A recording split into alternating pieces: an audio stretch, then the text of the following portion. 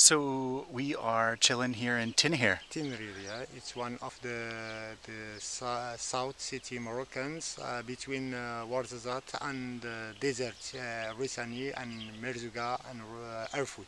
Nice. So So, we're here with our guide Mohammed, and yeah, we're taking a stroll through the Palmerie in this beautiful town. And it's just right on the edge of the city is this gorgeous farmland, just dotted with palm trees and very lush and juicy, surrounded by mountains all around us. And apparently there's, I mean, among other things, we're just walking in groves of olive trees and fig trees and pomegranate trees, and then scattered between the groves are these various individual families' plots of farmland. What are some of the things that they're growing here on the they grow farmland? the beans. We grow the beans. We have the cabbage. We have as well the lentil. We have some potatoes and some tomatoes and carrots and white radish. But it depends on the seasons. When we grow the alfalfa this time, we have to change the next years because to keep the fertility of the land and the parcels, they can produce so much. You have to plant other things, and this is the system to relax the land.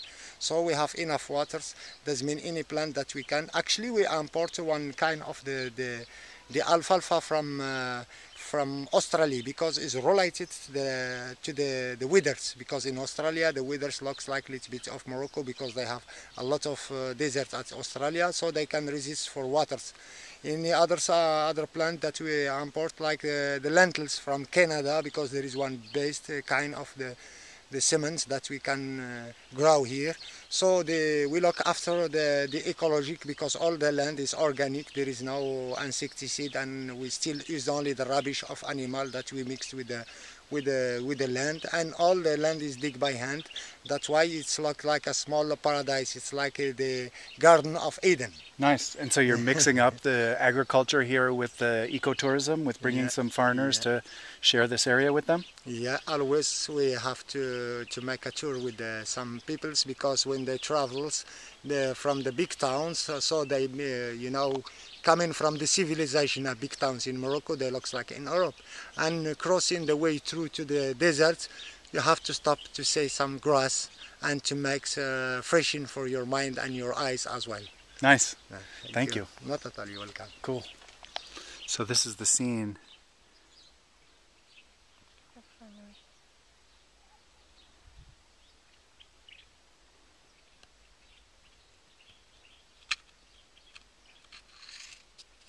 And then you can see the city there in the distance. And just beautiful. So where are we off to next, Mohammed?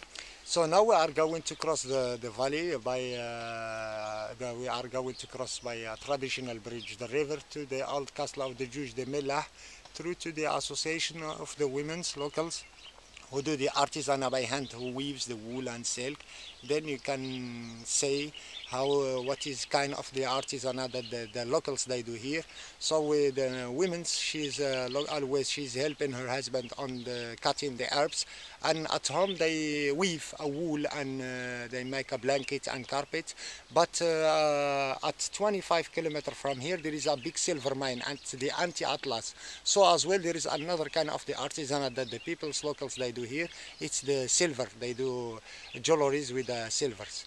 Nice. So this is mostly of the artisanal that the people they do here with the agriculture. So peoples they do the agriculture and the artisanal as well. Cool. So you're going to take us to an old Jewish Yeah, castle from yeah, 600 years yeah, ago? yeah. And then to where they're yeah. weaving? But actually we are not going to find some Jews because the most of the Jews they was lived Morocco. We still have some minority. They live at Casablanca and Fez, but the most of the Jews who was there, they was lived at Israel because after the creation of the State of Israel in 1948, it was a big meeting of the Jews in 1964 exactly. So they was free.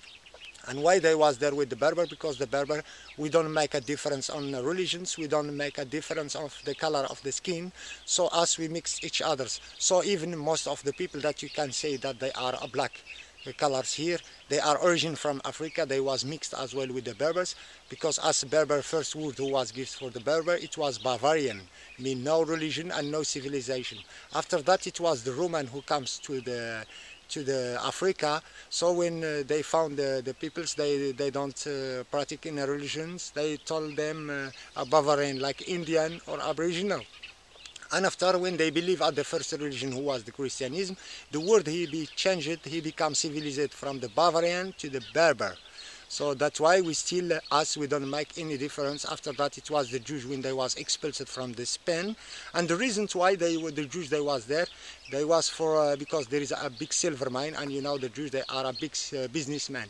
And from the Jews, that the Berber, they was learned the business, because before we now only a trading, swapping things for things, even wheat for for the alfalfa, or you can exchange things for things. But after, when the Jews, they was coming there, and they teach us how to make money by the gold or silver or other precious stones. So the monetic, they start to be learned by the Jews.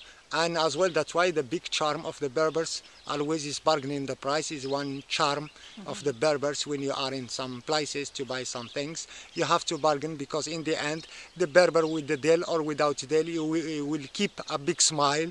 They don't push anyone to, and they don't obligate. But this system is European system. But the European, they don't know them. They don't know that. But is starting to learn as a one best charm. Great. Well, there you have it. A little bit of history lesson in the Palmerie with our guide, Mohammed. And just a wealth of information. Mohammed, thank you so much for sharing all that. You're welcome. Great. Let's roll. Yeah.